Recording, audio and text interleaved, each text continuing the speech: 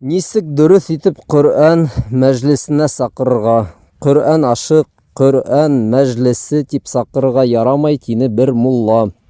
Руссага әйләндерһәк, суп Библия, гость Библия тигән кебек килеп сыга тине. Кардәшләр, бер яктан теге ябыл һүзне руссага әйләндерһәк бик кызык килеп сыга тигән дәлил түгел инде ул. Икенче яктан ысынлап та мына халык арасында таралган Коръән ашы я Коръән мәҗлесе дигән һүз ул ислам дини китапларында юк.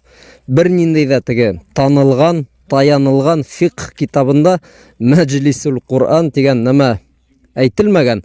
Һәм берәйһез гарәпкә әйтһәгез, мана мәҗлисул Коръән дип ул аңламаячак.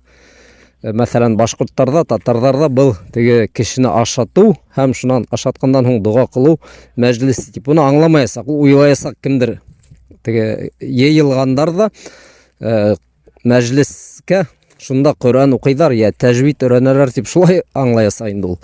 Шуга был һүз ысынлап та тик халык телендә. Ләкин барыбер кунакка сакыру дигән нәмә бар бит инде. Ана шул кунакка сакырыр өчен ниндидер билдәле һүзләр, нәкъ теге ритуал шәкелендә әйтелгән ниндидер билдәле һүзләр юк. Әйтәйек, мына ураза тотучыларны һез кунакка сакырһагыз икән. Әгәр әйтһәгез, миңа кил бергә авыз асайык яки ифтар бүген миндә буласак, кунакка кирип сык дип нисек кенә сакырһагыз да был дөрес. Мөһим булган нәмә ул һүзләр түгел, ана шул дөрес эшләнә торган эш. Хадистә әйтелгән, әгәр ти кемдер ураза тотучы кешене ашатһа, уга ана шул ураза тоткандың савабы һымак савап языласак. Ләкин тегенең савабы ла кәмемәйсәк диелгән бит инде. Шуга мөселманнар мына мәсәлән Рамазан айында бер-берен кунакка еш сакыралар. Мин әйтмәйм, тик ураза вакытында гына теге кунакка сакыру була дип. Юк, бұл башка көндәрдә лә була.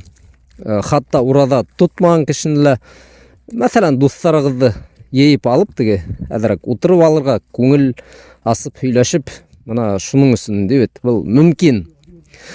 Нисек теләйһегез, сакыраһыгыз, касан теләйһегез, ураза тоталармы, тутмайдармы? Ул шул нигә карап инде, хәлгә карап.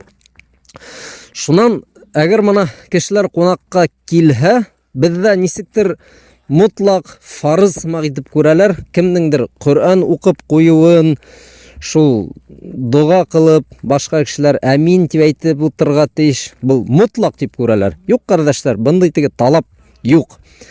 Әгәр бере лә Коръән укымаһа ла, дуга кылмаһа ла, Алла Тәала һезне күрде бит инде. Һез кешеләрдә ашаттыгыз дип, теге саваплы эш эшләнегез, Алла Тәала буны күрде. Ана шул һезнең савабыгыз ниндейдер кешенең дугаһына гына бәйле түгел, Алла Тәала барбыр язасак һезгә әҗр. Мәсәлән, әгәр ураза тоткан кешеләрдә ашатһагыз, һез ашаттыгыз, хадис буенча эшләнегез, кемдер дуга кылдымы, кылманымы, барбыр һезгә әҗр язылды иншалла. Ләкин кемдер әгәр истән генә буһынмы ул яки теге кыскырып әйтепме, берәй дуга кылып куйһа, был мөмкин. Пәйгамбәрбез саллаллаху алейхи ва саллям хатта һүзләрен дә өйрәткән. Шундый бар һүзләр: "Афтара индакумул малаикату акала таамакумул абрар ва саллат алейкумул малаика."